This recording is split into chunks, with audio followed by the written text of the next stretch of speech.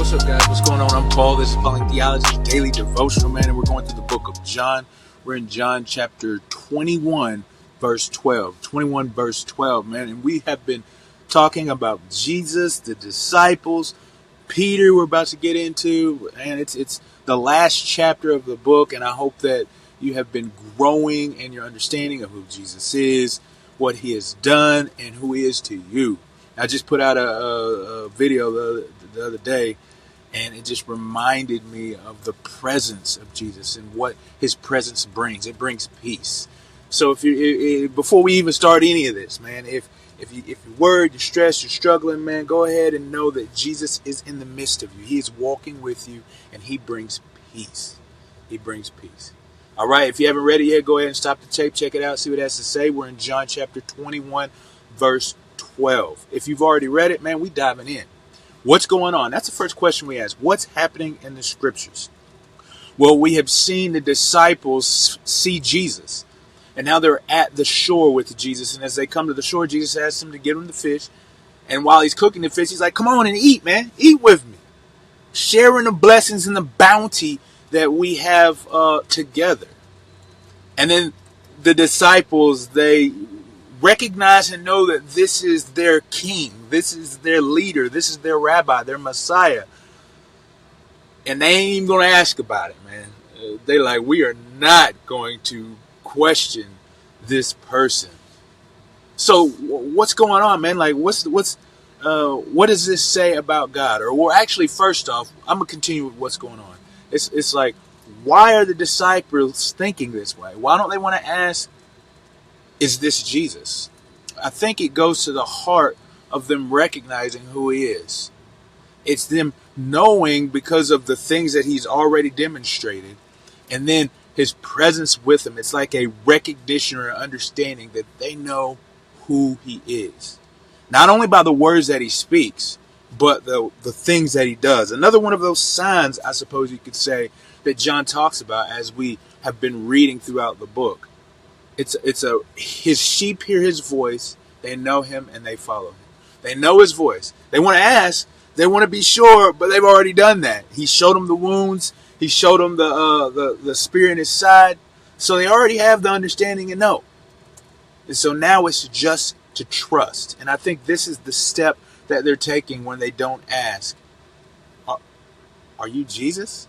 It's because they're taking that step in trust and recognizing that they can hear and understand the call of Jesus. So what does this say about God? I think what it says specifically, that's the second question we ask, is that God reveals himself. He reveals himself. He shows himself. He manifests himself. He has made himself known. Now, for us, primarily, we see that he is made known through the scriptures. As we read, we get to see and know him more intimately from the words that he has actually spoken and said, the actions that he has done. We get to see those things. But he also reveals himself through the Spirit, and we've read that as well, that the Spirit of God comes to this earth, dwells in us, and gives us understanding of things that we should know. This is also how he has revealed himself to us. But God has revealed himself to us. What does this say about man? I think what it says is that recognize the voice of the Lord. Recognize the voice of the Lord. Now, there's ways that we have to do that, and we have to read the scriptures, we have to pray, we have to be in devotion. But recognize the voice of the Lord, because Jesus himself said, my sheep hear my voice, they know me and they follow me. Recognize the voice of the Lord and don't question. And again, I have to preface that, though. First off, let's just go ahead and go to the application, because it's important for us to know, how do we recognize the voice of the Lord? Well, we read his scriptures. So if you haven't yet started, which if you're with me, man, you have then, and I'm glad, and I pray that you continue to, but begin to read the scriptures. See who Jesus is, his character, his nature. Know him. And then secondly, pray to him.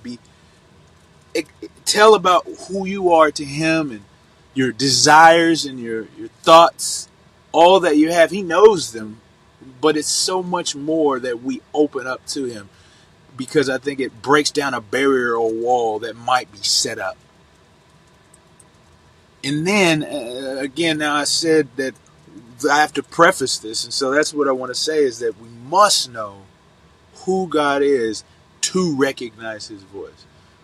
Because there are a bunch of voices out there in the world. And we went over 1 John.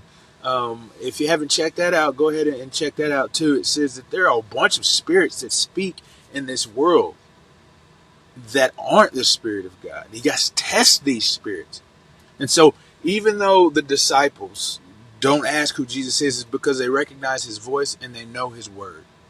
And so for us, we have to recognize his voice by reading his scriptures, by praying to him daily, by seeking his Spirit. And then we can know not to question him, but trust him in what he says for us to do. So today, man, if you got something where you know God is telling you to take this step, to make this walk, to take this leap, go ahead and do it, man. Forget all of the inhibitions that you have and trust God in the process. I appreciate you guys for listening, and I'll see you in the next episode.